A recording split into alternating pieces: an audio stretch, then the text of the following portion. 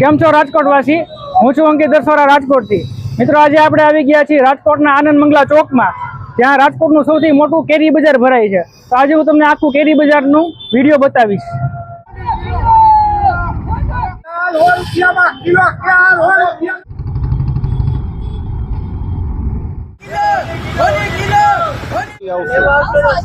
કેરી બહુ સારી આવશે।